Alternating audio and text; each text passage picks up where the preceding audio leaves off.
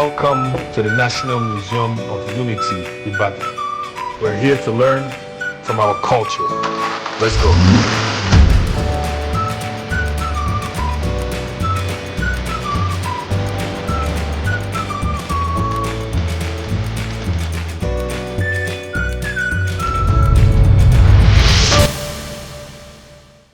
So, good morning, everybody. Good morning. I am Mrs. Kisha, a senior museum education officer, and I welcome you to the National Museum of Unity Aleshinloye Ibadan. This place is tagged the Museum of Unity in the sense that it has everything that has to do with Nigeria here. You know, Nigeria is a multilingual country. We have so many languages and different tribal groups. So you're going to see everything that has to do with it here.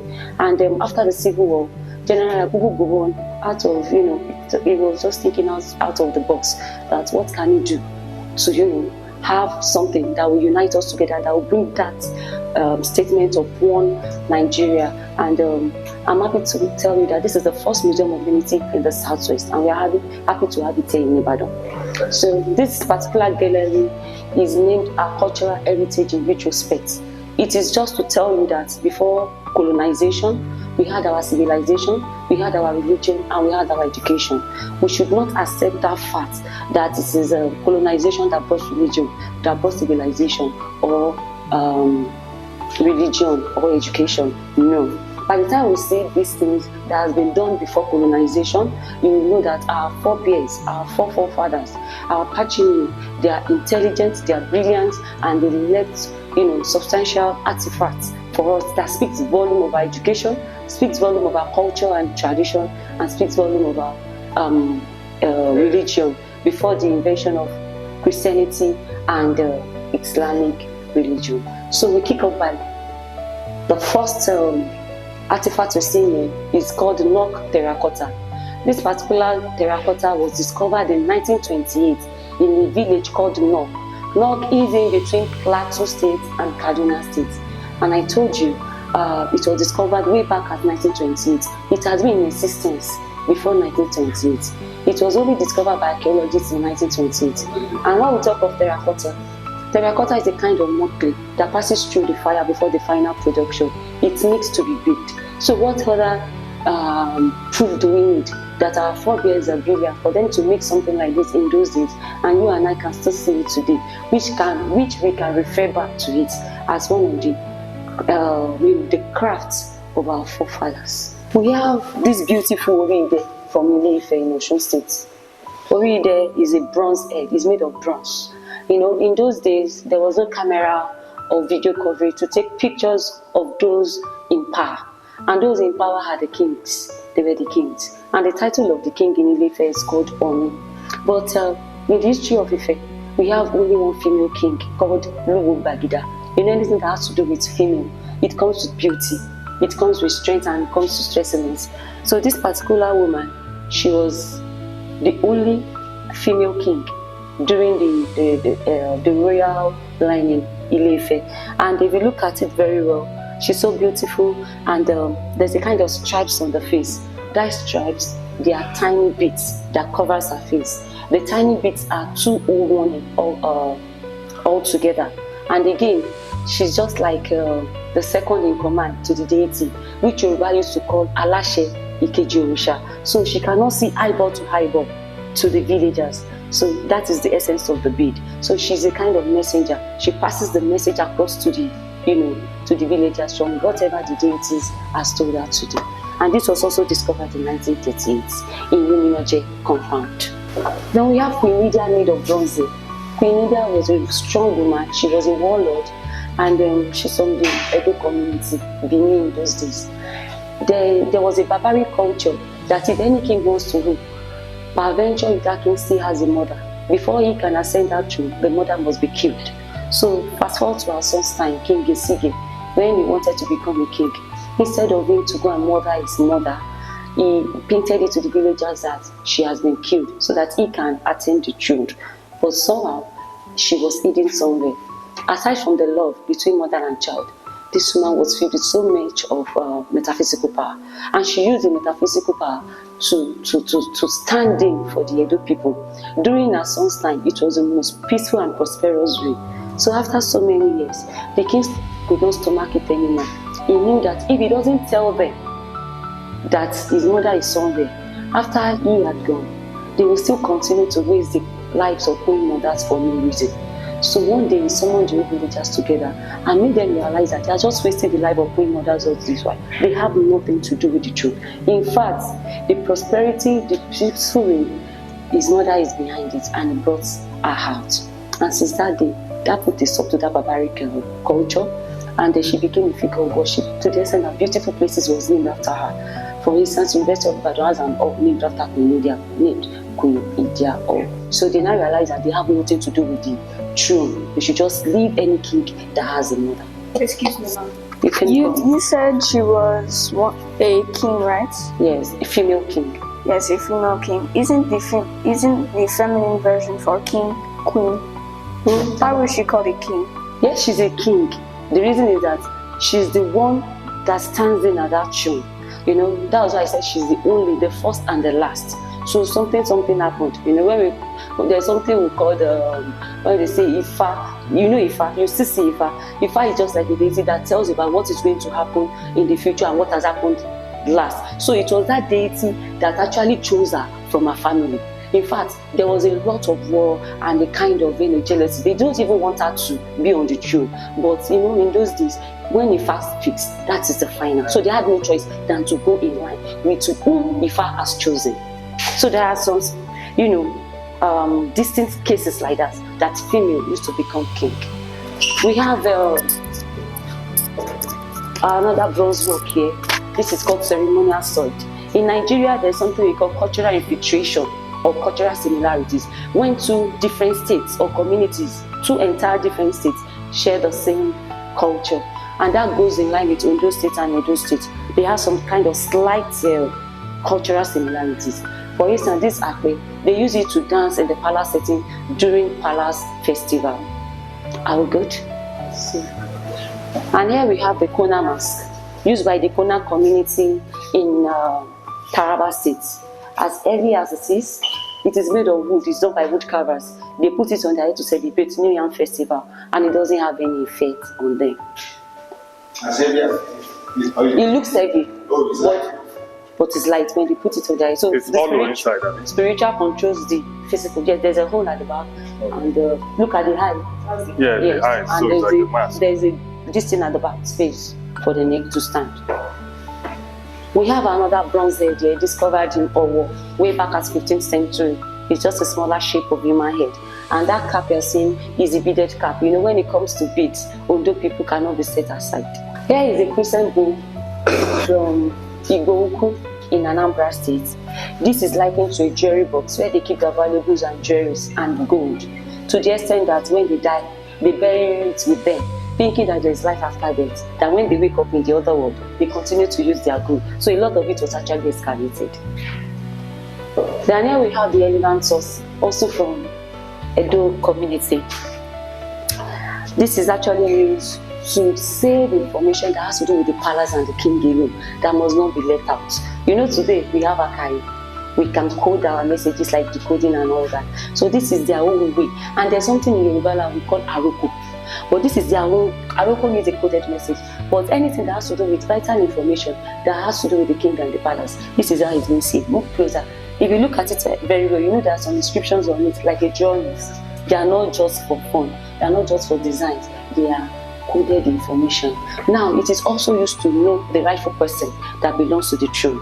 If you don't belong to the throne, you will not be able to decode this, because there's something called real intelligence. If you actually belong to that throne, you'll be able to decode. Oh, during so time, this happened to this king, and this was the solution to the problem. So there was AI before AI.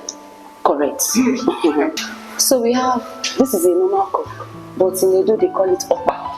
This is a major animal thing Idia used to use as a form of sacrifice to her gods when she needs to appease. So even the culture does not accept, killing of human being as ritual. It is barbaric.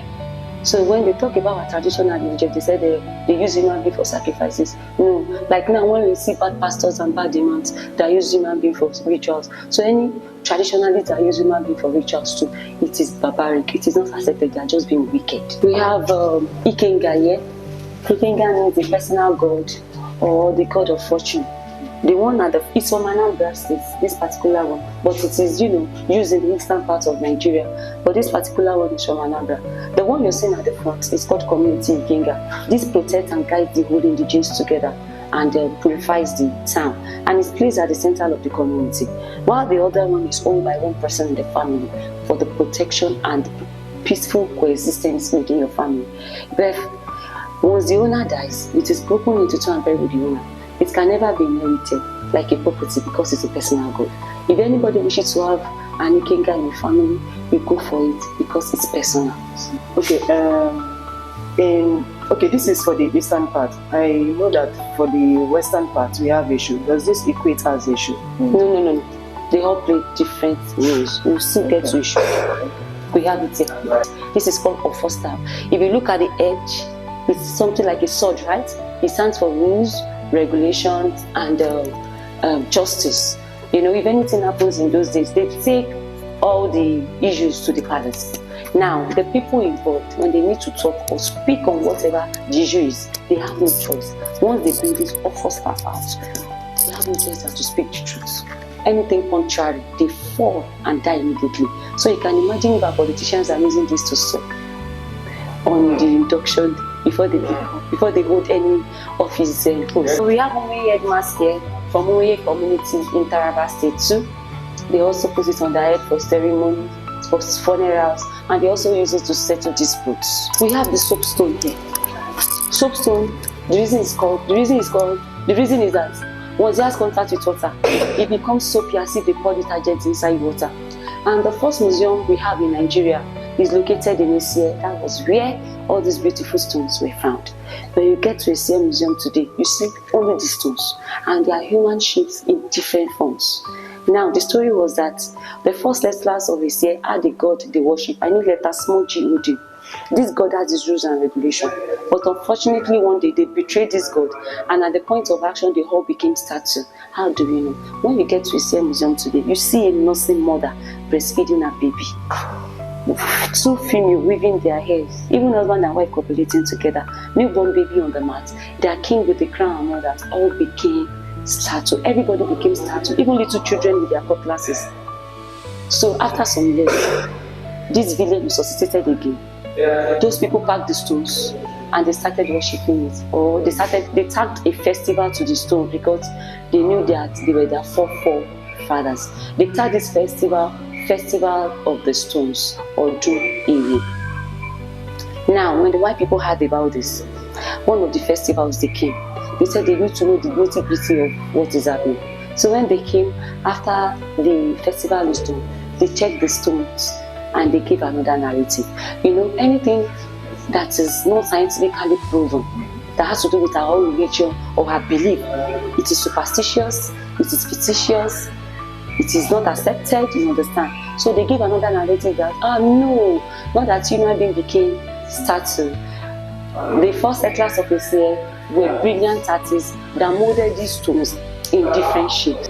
But nowhere all over the world you can see something like this.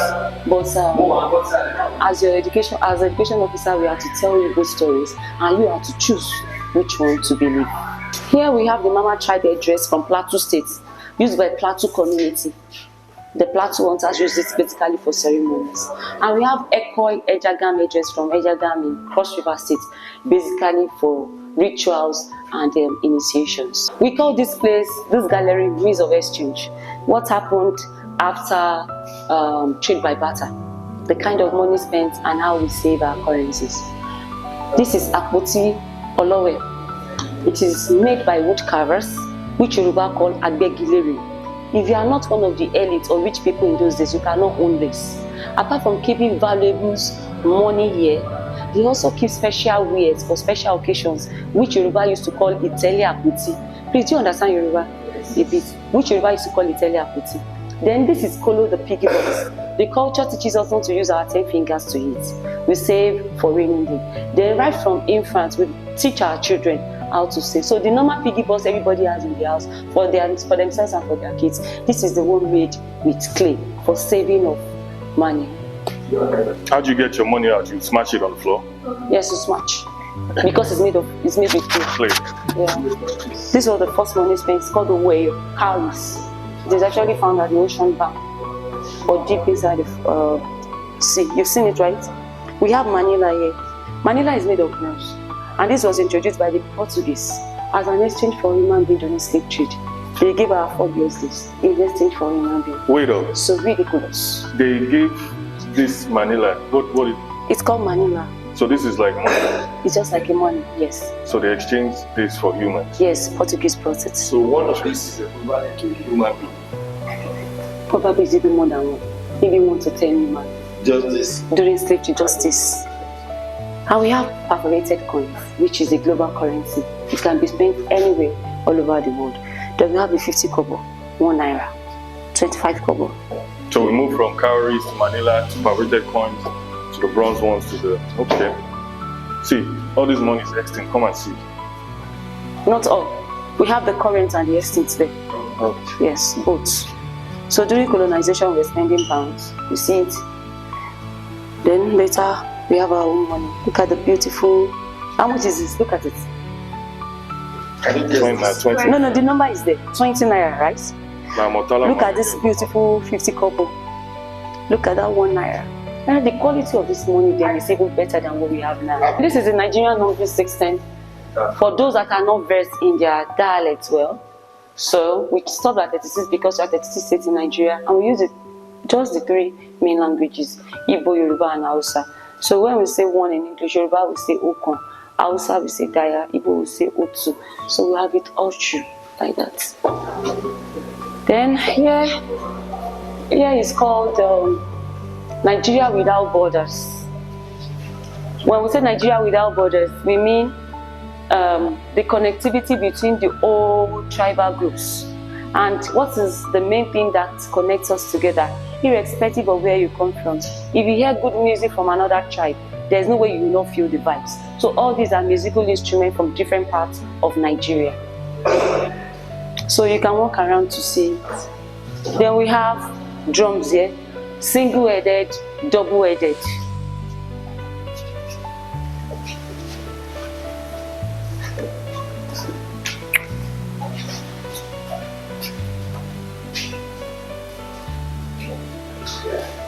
Are you impressed? Yeah. Okay. Yeah. Thank you. You are not impressed. Why? Why? We have the beautiful hairstyles here. Different beautiful hairstyles. Before we have this wig on my head. This is what our mothers used to do. And they actually use this as a form of competition, as a kind of rivalry between themselves. Because in those days, polygamy is on the high side. So, you know, the kind of hairstyle you do make you attract or make you win the hearts of your husband. So we have it. So as you are celebrating Christmas now, this is our own face mask used by male youth for celebrations, for festivals, for ceremonies, just purely entertainment. And we have the water spirited masks for places surrounded with water, like Ijo community. You know, their livelihood source of living income is from the water. So they believe that there's a spirit of water that needs to be worshipped. So they put this on there. That looks like a fish. The other one like a crocodile. They put it on their head during the celebration. We have female masqueraders. This is from the Igbo land. We call this Okiakuko. This is from Cross River, Obobra. And we have Orieleko from Yoruba land. Have you heard that song before? So we can call these couples go, their husband and wife. Ekoi and Agbomo, they go out together in the eastern part of Nigeria. This is the female and that is the male. This is the wife, that is the husband. We have Akuko here. We have Bush cow. Bush cow is from Benue Plateau. This is just a normal masquerade costume. But this one is from the Yoruba land. This one is called Elegunja. It actually comes out on market days, and if you look at it, it has a lot of cowries on his body, carries the piece wealth, the piece money.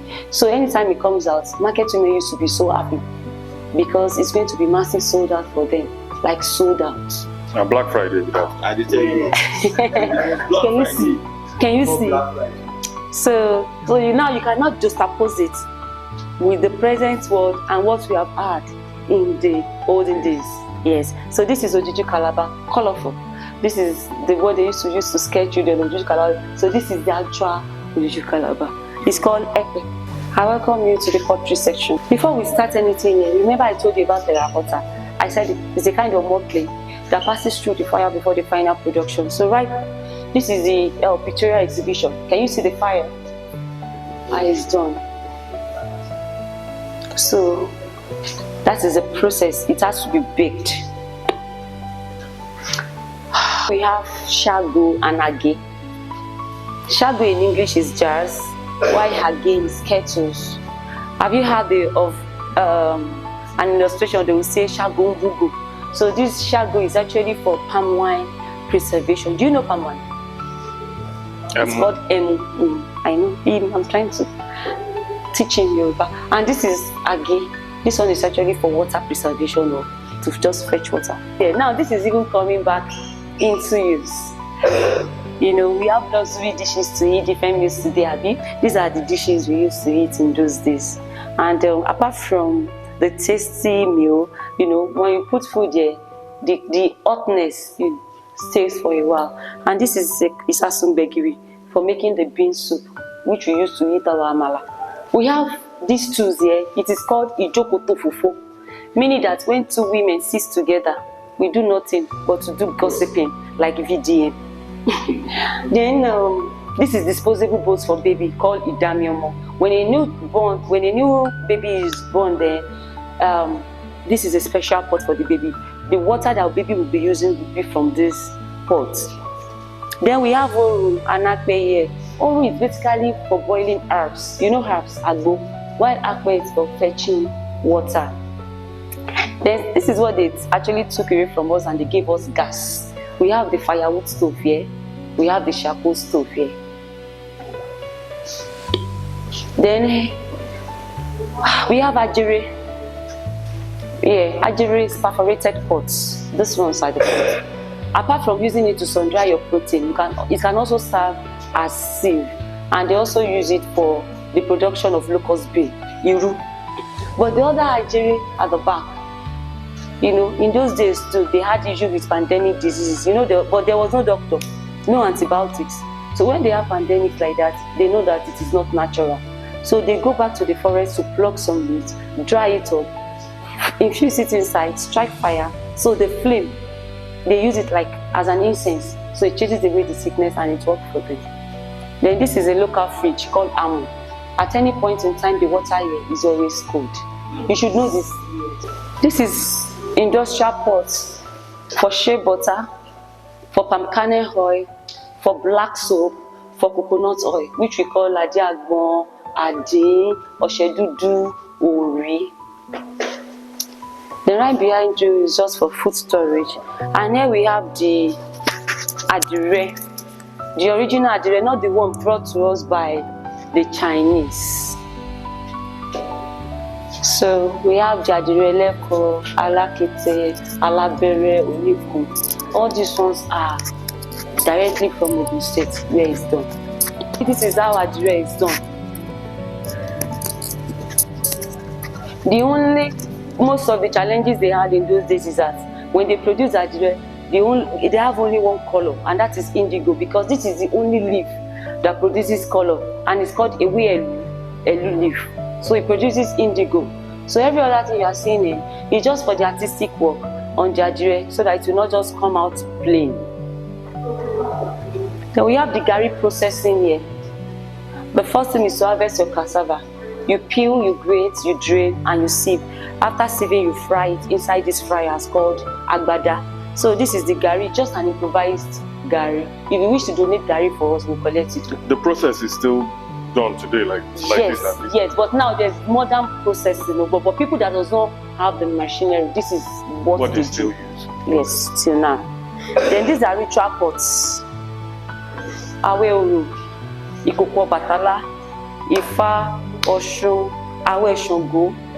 All these are pots used by different deities, by different communities. Awe is just like pots, but Awe pots, ritual pots. Ritual pots, basically for rituals. Then most of this pot was done by Yeye Irefin. Yeye Irefin is from Ishoekiti. So this woman, she was the one that molded most of it. And this is an anthropomorphic pot that was done in her image, just to, you know, honor her for her crafts. All these two, they are all ritual pots. Ikoko Batala, we have Oko Shongo here. And Isaswan baby. There's nothing like CS for delivery in those days. It is always a safe delivery, except for just occasional cases. So this is the pot the midwives used to use for pregnant women who want to put to bed. Here we have the virginity pot that must not leak on the wedding day. If it leaks, it shows that that woman or that bride, she's no more a virgin, and that is going to put a stop to the ceremony, and that is the end. Some villages go to the extent of banning her from the community to serve as a deterrent to others, you understand, and that will even lead to shame, and some brides go ahead to kill themselves. So after a while, scientifically, it was also proven that not all women were created with an hymen. Some lose their hymen due to excess exercise or stress, but it has gone into extinction now. How is the pot used? They will give it to the bride on the wedding day to go and fetch water from the sacred river. There will be witnesses from her family, her friends, and the bride, the groom's family. So they follow her down to the sacred river to fetch. So once she fetches the water like this, it will be as if the whole pot is perforated. It will be drenching on her body. Not that maybe it is dropping small, you understand? It will be drenching as if she's a virgin, right? if she's not. If she's a virgin, nothing. The water, she's going to carry it down, and they will see the level that is filled up. So it shows that she's still a virgin. So this is for a woman who just lost her husband, called Isauko, during the widowhood rite. This is where she'll be using her water from. And there's something we call Oro Ibeji in Yoruba land. The rituals done to twins for them to live a fulfilled life. So that is the pot used for the twins, called Oro Ibeji or Oro Ibeji. This is a trophy. These are the gifts you get generally when you win a competition. We have a trophy mug, ornamental pot. We have a flower vase. We have a moteko, which is a leopard. Yeah. Sports trophy. Mm-hmm. So this is the issue. It is not the issue in the Bible. The devil or Satan interpreted in the Bible as issue. This is a deity in Yoruba land. You still see the real one, but this is the drum. So this drum too is called Shakara Omili, just for entertainment purpose. This is Yoruba technology session, gallery session. This shows what we do with our bare hands, and at the end of the day, it comes out so beautiful. Look at this this is a blacksmith. Yoruba call a blacksmith Alagbede. Alagbede. It produces the hoe, the cutlass, the sickle, the knife, anything that has to do with iron bending. So this is Baba Alagbede. And we have Baba Ladoke here, the weaver. After weaving it, take it to the fashion designer right behind you. This is a complete dressing for female in Yoruba land. We call it Igbo, Buba, Ipelegede. If it's for the man, it is Buba and Shoro, Agbada. The trouser, it could be kembe, it could be long, then fila. Bless you. We have the god carving here. This god carving, they are actually plants. Ewe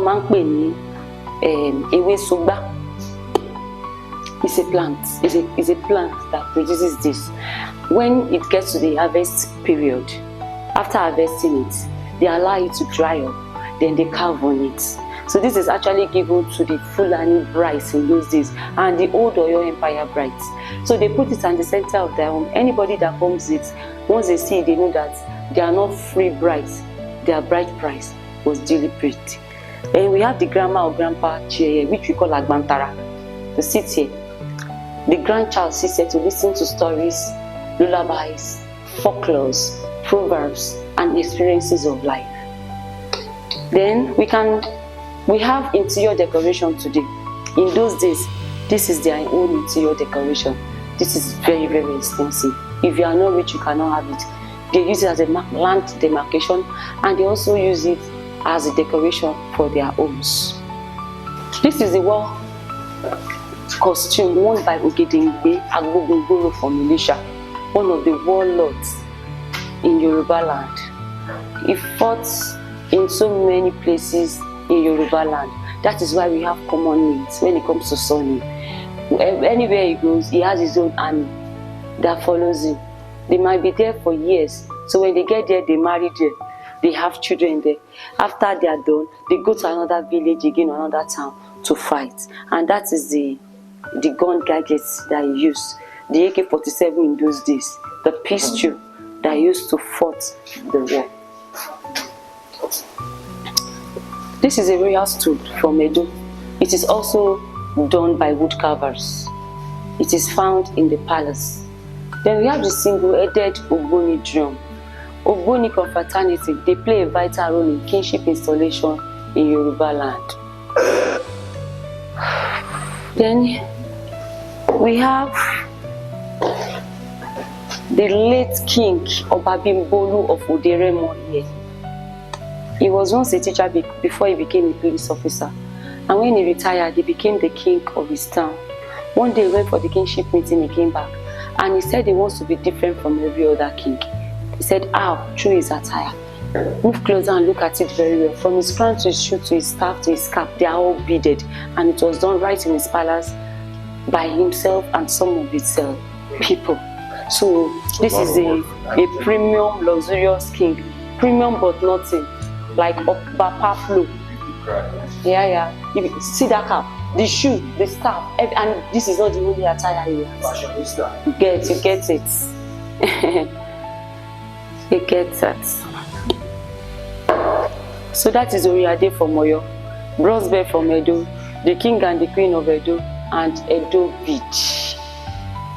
So we selected few kings in Yoruba and Igbo land and Hausa. We have Olubadan here, Oni of Ife, Oba of Benin, Obi of Onitsha, and Sultan. These are the frontline kings. Yes. I think they are set. Ogunlakaye Oshimole, Olomi le fejewe, Olashon le fimokimo bura. So this is a replica of Ogun shrine. Ogun is a deity of iron. They call it God of Iron. And the major animal used in worshipping Ogun is dog, D-O-G. You can see the skull and the bones there, the carcasses are there. And they also use palm wine. So anybody that swears with Ogun must abide. Or else, anything iron. If you enter a vehicle, a bike, use key or anything that has with iron, can attack the person at any time. And it does not take time. So this is Ifa Olokun Asorodayo. Ifa sees into the future and also can tell what has happened in the past. We have Iyefu Ifa, we have Ike Ifa, we have Okbele, we have Iroke Ifa. Then those spaces in the sand, they are called Odifa. And Ifa is just like Google. You know, you can ask Google any question, but you can access Ifa without data. You cannot access Google without data. We have Shogo stand here. Shogo was the first Alaafin and the god of thunder. He was fairy, and till today we have Shogo worshippers. This is Edunara called lightning. This is thunder itself called Ara. Then we have the Shogo staff called Oshe Shogo. He does not come out without his staff of office. Then we have the Shogo pot, Shogo stool. Then the male Shogo drum is called Bata. So this is it. Was he a warlord? Yes, he fought war too. He was a king, he was a warlord, and he became a deity. You know, there are some. He was actually a supernatural being. Supernatural being, they're the ones that now, later metamorphosed to deity because they did not die naturally. Some entered the ground, some became stone, some became river, some became tree. It all depends. This is Shokono. It's a deity. This is chicken pox, but they used to use it in Yoruba land. It's a ritual for ritual. Then we have God of disaster. It's from Edo. he tells them when to go for war and not to go. So there was a time they were attacked and they said they are going to retaliate. The boy told them that if they go, they will never return. And they said, no, they are not cowards, they will go. Whatever happens, so be it. But fortunately, they went and they came back. So they said this bird is not a trick bird. Immediately, it was killed. And they tagged it bird of disaster. Then we have Gelede here. Pamajobi, Gelede. Gelede are white mothers, strong women. Any woman or any person, because men too are allowed in their confraternity. Anyone who has an ulterior motive can never be allowed in their space. They are Agbomola, Aremo. Do you get the context? Then there is Badagry drum. In those days in Badagry, they were attacked by the enemies. So they ran into a thick forest. And a big tree called Iroko Are opened up and all of them entered this tree, including the children. So when the enemies got there, they were nowhere to be found. They were inside this tree for so long. They were eating and living well. So when the tree knew that they had gone far, the tree opened up and all of them came out on earth. Nobody died. So they got part of this tree to make this drum. They made this female. They made this male. Because it's affected both male and female. And the small one stands for the little children. But during the festival, the set of people that are allowed to beat this drum are only males. Males that does not have mother. Because that tree has been tagged their mother. If any man that has a mother touches or beat the drum, that mother is going to die immediately. Because it is an insult on that tree. Then this is a sign. This is the one that used to talk behind the Babalawo, the Ifa priest, that sounds like a bird. So the Babalawo will now be the one to interpret to the person that came for consultation. So that is why if you see the staff, the head looks like a bird. And if you count it, it's always 16. Mary the logo. Something that has to do with Ifa is always 16. If you count the Odu too, Odu is Mary the logo, 16. Orishari means the head cult. If somebody is not doing well, they will say go and consult your head.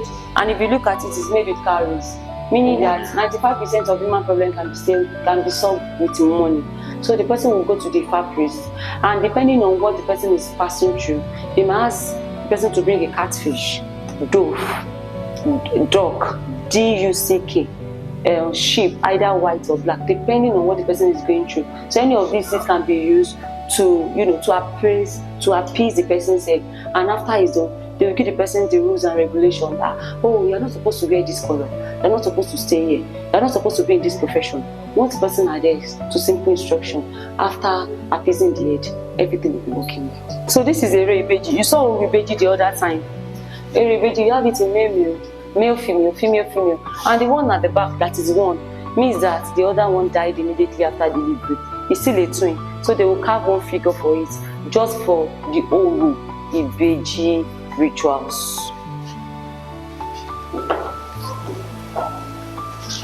Then we have the kola nut receptacle here.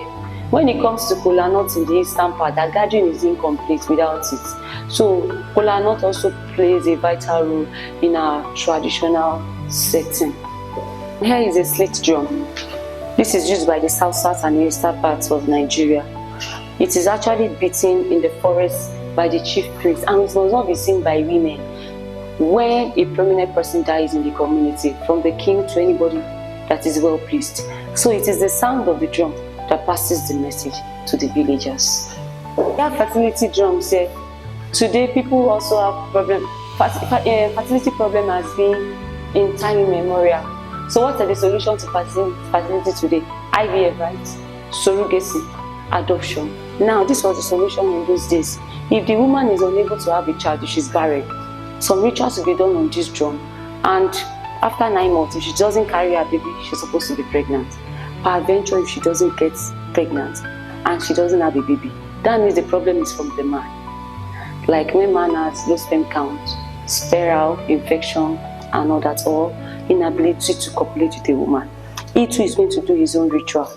Then he'll be able to impregnate his wife. So when it comes to infertility, even the culture knows that it is not the problem of the woman alone. It might also be from the man. And this is Ilode. Ilode is entertainment drum for the hunters. Then this is I told you it's not the one interpreted in the Bible as a devil or Satan. And we have different kinds of issues depending on the community. For instance, in this Ibadan, The issue they worship here is called Ishu Awele, and they still worship it till date. But this particular issue is Ishu Alaje. It gives wealth. It has calories on its body. But Ishu has its rules and regulation. And to date, we still have worshippers. If they are able to abide with its rules and regulation, it's all good, but it's totally different from the one in the Bible. That's like money rituals. There's no money ritual. There's a way it works. There is a Shoya Gremo now that gives children. There are different types. So this is Orisha Oko, the deity of agriculture. Today people are so scared to go into farming because of being killed in their farms or being attacked. But in those days, there's nothing like that. This is what a typical farmer will worship. That we are peace. You can sleep with your two eyes closed as a farmer. And at the end of the day, you have a bountiful harvest and nobody dares enter to invade or to do anything evil on your farm. But these are the things we have casted out because of religion. This is actually from Oyo State in Irawo, very close to Ekoi. Then the last but not the least image here is Shigidi. It is used as a revenge, it scares and it causes fears. They use it to scare people and they also use it for a form of revenge. They invoke the spirit of anybody they wanted to go and attack. So that is it about. This was the difference between Shigidi and Ere. Shigidi and Ere. Ere can be done for somebody personally, for your own protection. Shigidi is basically for, let me say, evil purpose, for nightmare. It causes fears and all that. You personally can have Ere for yourself, for whatever reason. You understand? Have I answered the question? Now we are having different kind of phones. We are using Android, iPhone, but now then it was basically telephone, and it is not in all homes. It's just few people that has it in those days, and it's being managed by Nitel.